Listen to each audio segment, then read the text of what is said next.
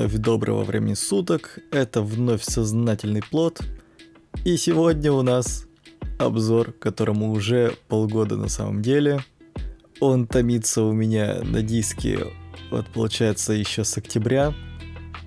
В том числе полностью озвучка, готовый визуал.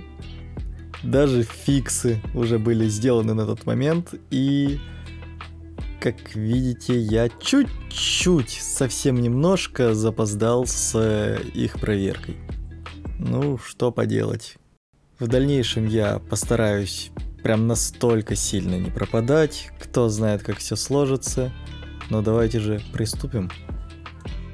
День добрый, это болеющий плод, и на повестке у нас 3.9, которая уже задержалась на 2 недели. Мод создан на основе комикса художницы Катрам 3.9 филиал, или же Faraway Branch, который повествует о менеджере, ведущем себя как большинство игроков в LabCorp. АК не понимает, что делает половину времени, а вторую половину пропускает все подсказки игры мимо глаз.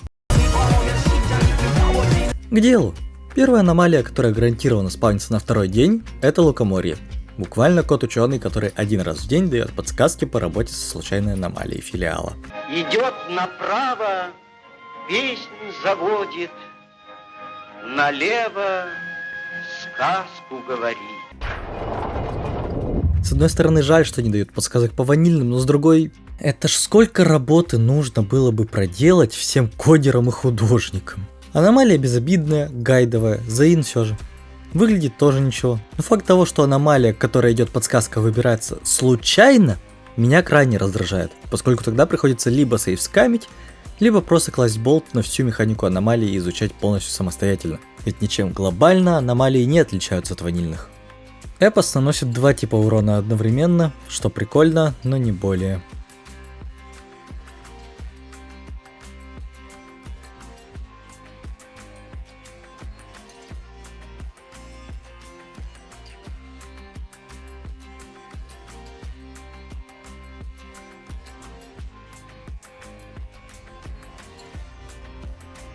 Влез Иванушка коню в правое ухо, а в левое вылез и стал таким молодцем, что не вздумать, не взгадать, ни в сказке сказать.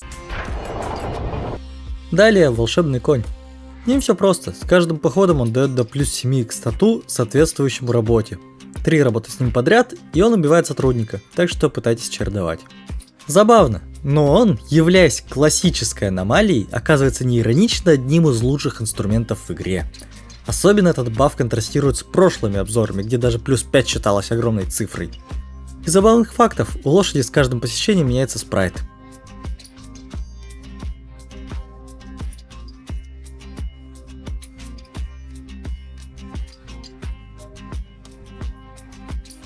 При предубийственном состоянии из уха выглядывают зубы.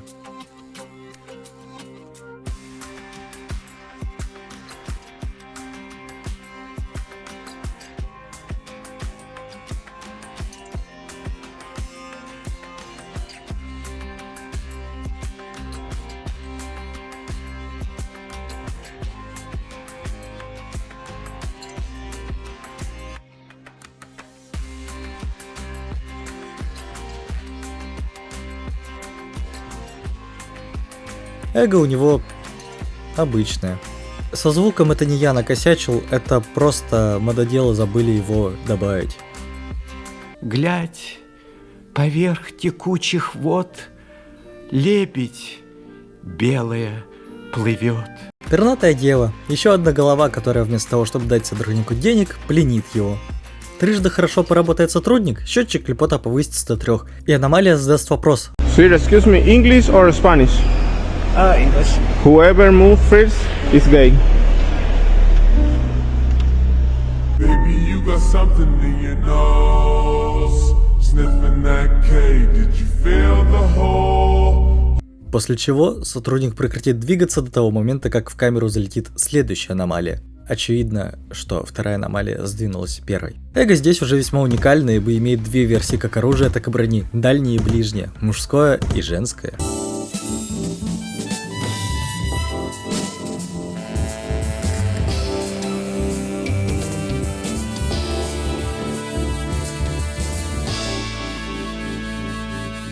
Увы, звук есть лишь у кастета. Но он хотя бы есть. Другая проблема, что при длительной атаке он начинает отставать от анимации тиков урона. Они все задерживаются так или иначе. И наконец у нас премудрая помощница. Обернулась Василиса Премудрая голубкою и улетела от царевича. Та самая птичка, которая может залететь. В камеру залететь. При хорошей работе она может с шансом в 10% дать энергию, в 30-40% убить сбежавшую аномалию и с шансом 50-60% дать баф случайному агенту. Баф в 20 единиц. Что, ну так-то очень много. Это уже второй случай, когда обычная аномалия в разы сильнее практически каждого инструмента и бафов из прочих модов.